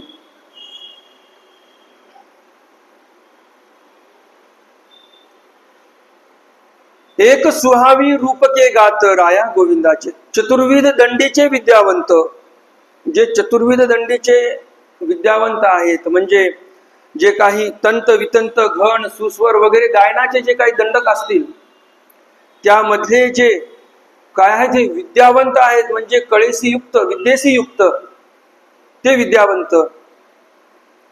एक सुहावी रूपके गात राया गोविंदाचे, एक सुहावी रूपके गातात गोविंदाचे. बंदीजन मागद नागारी, पवाडे पडती नाना परी, त्या जणाचा राव मुरारी, देत पसाय दान. बंदीजन, बंदीजन म्हणजे जेलमध्ये असणारे असा अर्थ नाही. बंदीजन म्हणजे जे शीघ्र कवी आहेत, जे लगेच काव्य तयार करतात. जसे कोण होते, कवीश्वर वास, भास्कर भट्ट, बोरीकर, त्यांच्याप्रमाणे कोणी बंदीजन आहेत. कोणी कसे आहेत, मागध म्हणजे त्यांच्याकडे वंशाची संचिका आहे. संचिका म्हणजे काय, हा चुकले. संचिका म्हणजे, आता तुम्हाला चालू भाषा सांगतो, मराठीत सांगतो. आता संचिका म्हणजे मराठीत काय म्हणतात त्याला सांगतो. संचिका म्हणजे फाईल. आलं लक्षात. आता फाईल शब्द मराठी नाही बरं का, यांना म्हणजे बऱ्याच जणांना फाईल शब्द मराठी वाटतो, म्हणून यांच्यासाठी बोललो मी. फाईल हा शब्द आंग्ल आहे, इंग्रजी भाषेतील आहे. तर मराठीमध्ये फाईलला काय म्हणतात, संचिका. तर इथे मागध कशाला म्हणतात, ज्यांच्याकडे वंशावळीची संचिका आहे. ती संचिका म्हणजे काय, अशी तशी नसते एवढीशी, हे एवढा मोठा गठ्ठा असतो. त्या श्रीकृष्ण भगवंताच्या पाठीमागे किती त्यांचे वंशज होऊन गेले, सर्व नावानिशी नोंद असते त्याच्यामध्ये. ते मागध. नागारी जे कीर्तीचं पाठ करतात, भगवंताच्या कीर्तीचा पाठ. तुम्ही असे पवाडे केले, तुम्ही अशा असुरांना मारला, अशा या भक्तांना भयातून मुक्त केलेला आहे, कोणाला मुक्ती दिली, कोणाला काय केलं सर्व. असे जे जे कीर्तीचे पाठक आहेत त्यांना नागारी म्हणावं. पवाडे पडती नाना परी, वेगळ्या वेगळ्या प्रकारचे पवाडे पडत आहेत. पवाडे कोणाचे होतात? जे शूरवीर असतात त्यांचे पवाडे असतात. छत्रपती शिवरायांवर फक्त पवाडे होतात, त्यांच्यावर भजन नसतात. ज्या काव्यामध्ये वीरत्वाचं वर्णन आहे, शूरत्वाचं वर्णन आहे, त्याला काय म्हणतात? पवाडा म्हणतात. मग इथं भगवंताचे काय गात आहेत? पवाडे पडती नाना परी. आपण पवाडे पडतो का भगवंताचे? नाही. आपण काय बघतो? भजनी मंडळ आलं म्हणजे भजनी मंडळ फक्त काय म्हणणार? गवळणी म्हणणार. श्रीकृष्ण भगवंत कसे कोणाच्या मागे पळाले? या गवळणीच्या मागे पळाले, त्या गवळणीच्या मागे पळाले, बस. म्हणजे आपली दृष्टी जशी आहे तसं आपण देवाला करून टाकलं. तुमची पापी दृष्टी आहे, तुम्ही भगवंताच्या लीळेला गालबोट लावलं आणि आपण त्या गालबोट लावणाऱ्यांना प्रोत्साहन दिलं. 50,000ची सुपारी, 1,00,000ची सुपारी भजनी मंडळांना कोण प्रोत्साहन दिलं? आपण दिलं. मग नरकाचे भागीदारी कोण कोण होणार? पैसे देऊन नरकाचं तिकीट. पैसे देऊन काही पुण्य कमवायला पाहिजे, पण पैसे देऊन काय करतो आपण? नरक जोडत आहोत. त्यामुळं यथायोग्य जो भगवंताची स्तुती करू शकतो, नाहीतर उगाच देवाला शिव्या देत बसायचं गवळणीमध्ये. गवळणीमध्ये असतेच काय हो? बहुतांश गवळणीत नुसतं त्याच्यामध्ये थिल्लरपणा दाखवतात की असाच हात धरला. कशी कृष्णाची बाई खोड किती रांगडी ग, माझा धरिता हात टिचली या बांगडी. आता सांगा, 8-9 वर्षाचं लेकरू आहे, इतका जोरात हात धरेल का बांगडी टिचायसारखा? एवढी तर अक्कल असावी बोलणाऱ्याला. बरं, बोलणाऱ्याला अक्कल नाही, ऐकणाऱ्याला पण नाही. पुढच्या वेळेस आमच्याकडे या बरं का, आमच्या गावाला. दुसऱ्या गावाला सुपारी देतात भजनी मंडळाला. म्हणजे इथं नरकाचा पत्ता कापून गेले तुम्ही, म्हणजे नरकाचं तिकीट तिथं देऊन गेले सर्वांना पैसे घेऊन. तिथं आम्हाला नरकाचं तिकीट देण्यासाठी या तुम्ही. आता अशी परिस्थिती आहे. अज्ञानाचे प्रसादे हा जणू सुखिया होऊन असे. सुखामध्ये आहे हा जीव. पोरजीव काट्याच्या पेट्यावर विषय व्यवस्था करी. काट्याच्या पेट्यावर झोपलेला आहे तो मेंढपाळ. पण इंद्राला म्हणतो, हे इंद्रा, तुला माझ्या एवढं सुख नाही. आता काय म्हणावं अशाला? अशी परिस्थिती आपली आहे. जर भगवंत कळून आपण आहे त्याच वळणावर राहिलो तर मग त्या कळण्याचा फायदा काय? कळते पण नाही वळत. असे आई बाबा म्हणत, आमचं लेकरू असं आहे, याला कळते पण वळत काही नाही. मग ते लेकरू मोठं झालं तरी, त्याला देव जरी समजला, धर्म जरी समजला, तरी म्हणते बाबा घरची फार जबाबदारी आहे माझ्याकडे.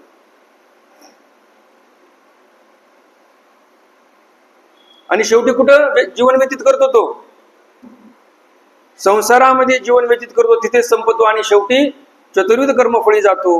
मुक्त काय चतुर्विध फळामधून होत नाही.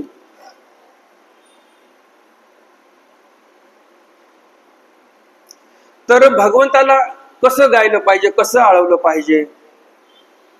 पवाडे पडती नाना परी. आपल्या येणाऱ्या पिढीला शूरत्व कशाला म्हणतात, वीरत्व कशाला म्हणतात, हे समजलं पाहिजे. असे भगवंताचे पवाडे गायले पाहिजे आपण. गवळणी नाही गायला पाहिजे. भगवंताचं 1000 वर्षाचं आयुष्य आहे. द्वापरयुगामध्ये किती वर्षाचं आयुष्य होतं? 1000 वर्षाचं. 1000 वर्षापेक्षा पुढं जगले भगवंत. त्या उद्धवगीतेमध्ये आलेला आहे. ते चतुराननू आला आणि काहीतरी कानामध्ये सांगून गेला आणि भगवंताने ठरवलं आता निजदामा बीजे किजेल. काय म्हणतात की आता युगाची सीमा तुम्ही ओलांडलेली आहे. म्हणजे 1000 वर्षाच्याही वरी भगवंत इथं राहिले. पण आपल्या डोक्यामध्ये काय बसलेला आहे? गोकुळातील भगवंत जो लोणी चोरणारा आहे, गवळणीला आलिंगन देणारा तो आहे भगवंत. पण गवळणी कशी आहे तुम्ही या चरित्रामध्ये पाहिलेला आहे. अहो 8-9 वर्षाचं लेकरू आहे, वासूर चारायला रानामध्ये जाते, घरी येऊन जेवायला मागते. मग आता भगवंत पण शेजारच्या गवळणीकडे गेले आणि जेवायला जर मागत असतील आलिंगन देऊन, 9 वर्षाचं लेकरू आलिंगन देता, याच्यामध्ये पाप काय आहे सांगा तुम्ही?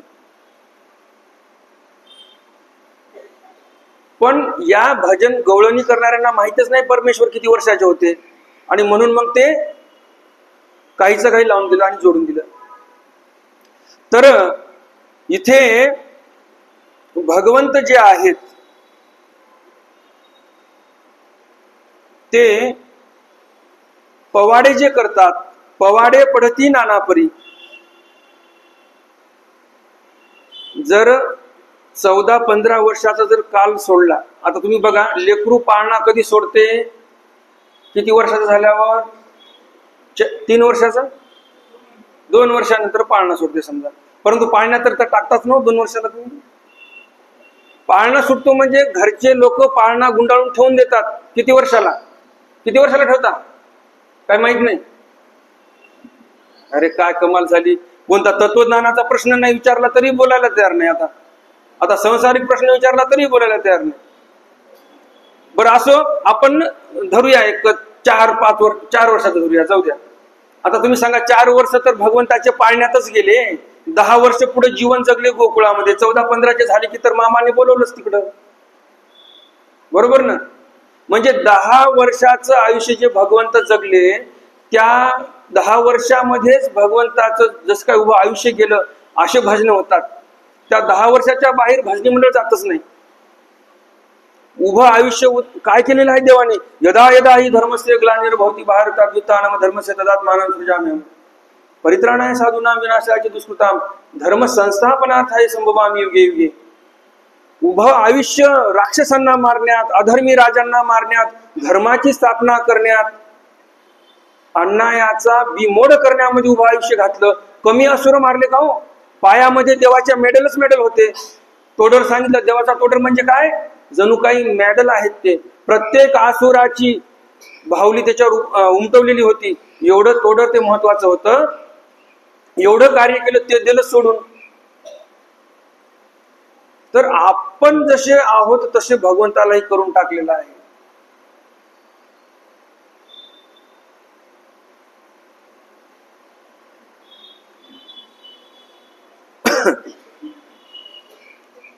पवाडे पडती नाना परी त्या जाणाचा राव मुरारी, त्या जाणाचा राव मुरारी देत पसायदान. अशा त्या जाणणाऱ्यांचा जाणियांचा राव आहे मुरारी, आणि ते काय करतात, पसाये दान देतात.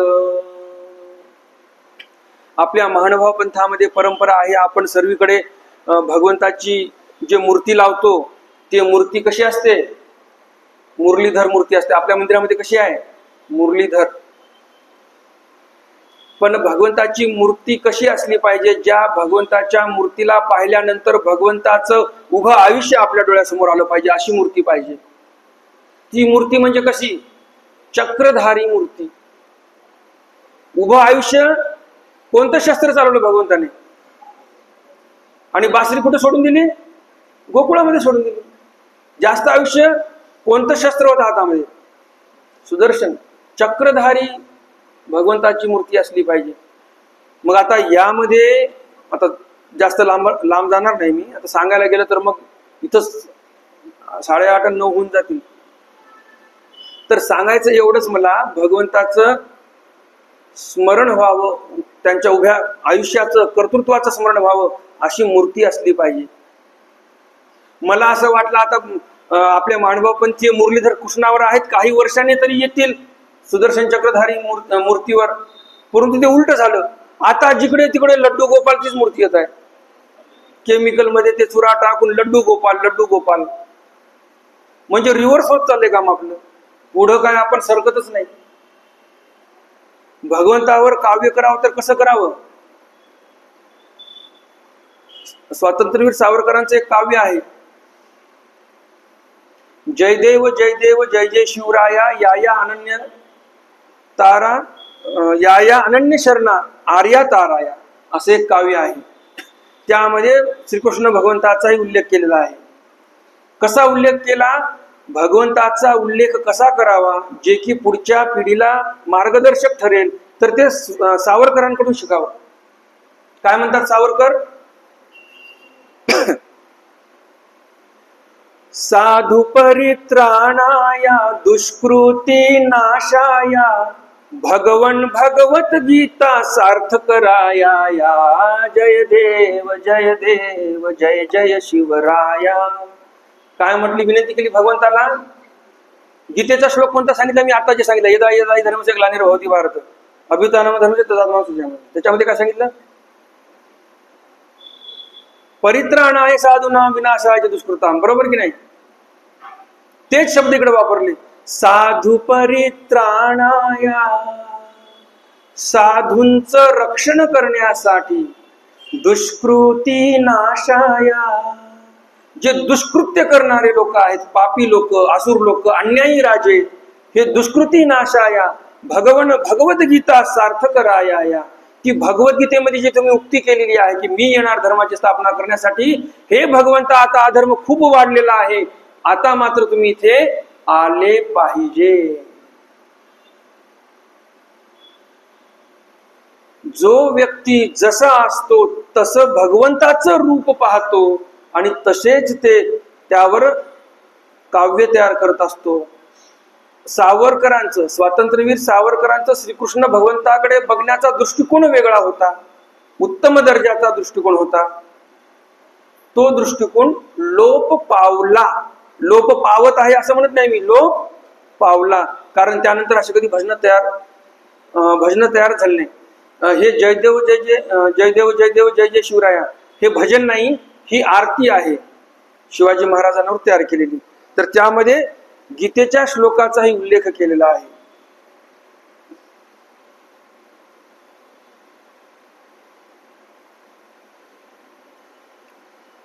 त्या जनाचा राव मुरारी देत पसाय दान. मग भगवंत अशा लोकांना पसाय दान देतात जे बंदीजन आहेत, मागत आहेत, नागारी आहेत, पवाडे गाणारे आहेत, या सर्वांना दान दिलं. ओवाळनिया मंगळचार मंत्र घोष करीती द्विजवर स्तविताती योगीश्वर कैवल्यपती ते. ओवाळणी करत आहेत बाया, मंगळाचा उच्चार करत आहेत, मंत्र घोष करत आहेत द्विजवर, आणि स्तवन करत आहेत योगेश्वराचं, त्या कैवल्यपतीचं श्रवण करत आहे, स्तुती स्तवन करत आहेत. आता भगवंत पुढे काय करतात उठल्यानंतर, तव उदयला दिन करू बळभद्रेसी नंदाचा कुमरू, निघाला वासुर्वे चारू वृंदावनासी. सूर्योदय झालेला आहे, भगवंताची दिनचर्या काय आहे, उठलं की गायीपाशी जाणं, म्हणजेच गायीचे वस्त्र. कारण हे लेकरं लहान आहेत म्हणून आई वडिलांनी जबाबदारी काय दिली, गायींच्या वासरांचा सांभाळ करणे, त्यांना चारून आणणे. मोठ्या मोठ्या गायी, ते जे मोठे माणसं आहेत ते चारायचे. तव उदयला दिन करू बळभद्रेशी नंदाचा कुमरू, निघाला वासुरे चारू वृंदावनाशी. वृंदावनाकडे निघालेले आहेत वासर चारण्यासाठी. गोवर्धनाचा पाठारी गोधने चारिता ती क्षीरारी, तलवटी असे राव मुरारी श्रीवच्छपाल रूपे. गोवर्धनाच्या पठारावर गोधने चारिता ती खिरारी. खिरारी म्हणजे हे जे लेकरं खाली वासरं चारत आहेत पर्वताच्या खाली, त्यांचे जे काही घरचे मोठे माणसं आहेत, त्यांचे वडीलधारे माणसं आहेत, वडील आहेत, ते गोवर्धनाच्या पठारावर गेलेले आहेत मोठ्या गायींना घेऊन, आणि वासरं घेऊन हे लेकरं खाली आहेत चारण्यासाठी. त्या गोवर्धन पर्वताच्या खाली आहे ते. तळवटी असे राव मुरारी, गोवर्धनाच्या तळवटाला आहेत. श्री वच्छपाल रूप. वच्छ म्हणजे वासर गायीचे, त्यांचे पाल म्हणजे पालक, असं रूप धरून भगवंत त्या गोवर्धन पर्वताच्या तळवटी थांबलेले आहेत. तयाचा ऐकोनी वेणुध्वनी, आनंदू झाला धेनुचा मणी. श्री कृष्ण रूपे वच्छे देखोनी, चरो विसरलिया. काय दव आणि काय भाग्य असेल त्या गायींचं ते भगवंताला माहिती. पण काय म्हणतात कवी इथे, तयाचा ऐकोनी वेणुध्वनी. भगवंतांनी वेणू वाजवणं चालू केलेलं आहे. तो वेणुध्वनी ऐकलेला आहे त्या गोवर्धन पर्वतावर ज्या धेनू आहेत म्हणजे गायी आहेत, त्यांनी तो ध्वनी ऐकलेला आहे. श्री कृष्ण रूपे वच्छे देखोनी. त्या गायींना ते खाली चरणारे स्वतःचे वासर दिसले. पहिलं मन वेधलं वेणूमुळे, वळून पाहिलं तर त्यांना वासर दिसले, आणि वासर पाहिल्यानंतर ते वासर काय आहेत, श्री कृष्ण रूपे वच्छे भगवंतानेच तिथे त्या वासरांचं रूप धरलेलं आहे. मग आता ते आवडी जास्त संचरली तिथे. वच्छे देखोनी चरो विसरलिया, चरण दिलं सोडून आणि आता त्या वासरांकडेच पाहत बसल्या गायी. मातांची सप्रेमळे चित्ते वरी वेधलिया गोपीनाथे, तियान संभाळती आपण प्याते तेथोनी उठावलिया. माताची सप्रेमळे चित्ते, मातांचं चित्त कसं असते, सप्रेमळ असते. आणि वरी वेधलिया गोपीनाथे, आता ही माता कोणती, गोमाता बर का. दामोदर पंडित स्वतः काय म्हणत आहेत, माता. मातेंचे चित्त पहिलंच प्रेमळ आहेत वासरांप्रती, आणि वर गोपीनाथाने म्हणजे श्रीकृष्ण भगवंतांनी ते वेधून घेतले, कारण श्रीकृष्ण भगवंत तिथे त्याच रूपाने आहेत, वासराच्या रूपाने. तियान संभाळती आपणे आते तेथोनी उठावलिया, स्वतःचा ते सांभाळ करू शकत नाहीत, लगेच उठावलिया म्हणजे काय, उधळलेल्या आहेत. जसे एखाद्या गायीच्या जवळ एकदमच तुम्ही जाऊन सुतळी बॉम्ब लावला, ती गाय काय होते, आमच्याकडे म्हणतात उधळली ती गाय. आणि ते उड्या मारत कुणीकडे पळेल, कोणाला धडक देईल, काही सांगता येत नाही. गोपाळ माघारा वळती परधेनु बंबालियान संवरती, जैस्यानावरा शक्ती ईश्वराची. गोपाळांनी खूप प्रयत्न केला, म्हणजे हे जे खाली लेकरं आहेत, वासरं चारत आहेत, यांचेच वडील वर आहेत, त्यांनी खूप प्रयत्न केला त्या गायींना परत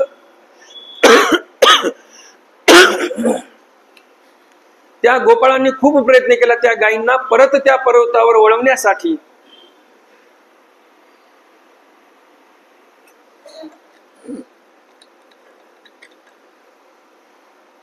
पण तो प्रयत्न काय सफल झाला नाही.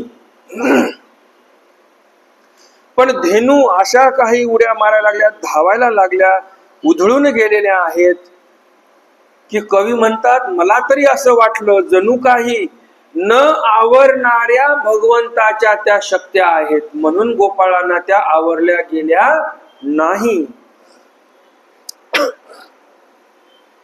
जैसे कर्म मार्गाते सांडुनी ब्रह्मज्ञानी प्रवर्तले मुनी, तैस्या निज पथाते लंघुनी अधाडा उतरताती. ज्याप्रमाणे कर्म मार्गामध्ये जे मुनिजन व्यस्त होते, कर्मवादी मुनिजन जे होते, कर्मवादी म्हणजे कोण, जे म्हणतात कर्मची तारक, देव नाही धर्म नाही, मला त्याचं घेणं देणं नाही, आम्ही देवाला मानतच नाही, जे आहे ते आमच्या मनगटात जोर आहे, आम्ही जे करणार ते आम्हाला मिळणार, देव कोण आहे, देव कोणी नसतो, आम्ही केलं तर आम्हाला मिळेल, असे ते जे कर्मवादी मुनिजन लोक आहेत त्या काळातही होते, ते कर्मवादी होते. तर ते कर्ममार्गात ते सांडून असे जे कर्मवादी होते त्यांनी कर्ममार्ग सोडून दिला आणि जणू काही ब्रह्मज्ञानाच्या ठिकाणी प्रवर्तलेले आहेत ते मुनी. तैस्या निजपथा ते लंगुनी, त्याप्रमाणे निजपथाला म्हणजे जो रस्ता होता दररोजचा जाण्या येण्याचा, तो रस्ता दिला सोडून आधाडा उतरताती, म्हणजे काही रस्ता पाहत नाहीत, काही नाही, जसा रस्ता, जसा उबड खाबड जे काही आहे जसा रस्ता, त्या रस्त्याने ते उड्या मारत निघालेले आहेत. व्यवस्थित रुळेला रस्ता पाहिजे वगैरे वगैरे काही पाहायला तयार नाहीत. देवाचा वेध लागलेला आहे. देवाचा म्हणजे कोणाचा, वासरांचा वेध, आणि वासराच्या ठिकाणी ईश्वर नटलेले आहेत. येणे अर्थ ईश्वराचा वेध. मुळात त्या वासरांना पाहत आहेत आणि वासरांच्या वेधामुळे एवढ्या सुसाट सुटलेल्या आहेत पळत, त्यांना ते रस्ता पाहत नाहीत, कोणते दगड धोंडे आहेत काय आहे काही पाहत नाहीत, आधाडा उतरता की. तिया स्नेह दुग्ध भरिता सरिता आनंद सागरी मिळता, चिवच्छ सस्यावरी वरिखत मेघ वृष्टी. तिया स्नेह दुग्धा भरिता सरिता, त्या गायी कशा आहेत, स्नेह दुग्धाने भरलेल्या जणू काही त्या सरिता आहेत. आणि हे वासर म्हणजे ईश्वराचं तर रूप आहेतच, तिथे जणू काही त्यांचा आनंदाचा सागर आहे.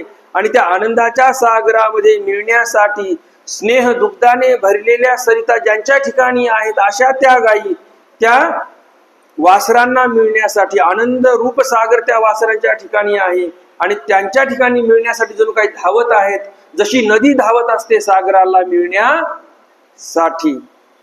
की वच्छ सस्यावरी वरिखत मेघवृष्टी, किंवा वच्छ म्हणजे हे जणू काही रानातील शेतातील पीक आहे आणि त्यावर वर्षण्यासाठी ह्या गायी जणू काही तिथे जात आहेत. म्हणजेच काय, गायी ह्या त्यांना जणू काही दूध पाजण्यासाठी सुटलेले आहेत पळत. की महंताची मती दशोपनिषदाची श्रुती की शांभवादिका मूर्ता शक्ती फलांत ईश्वरा ते.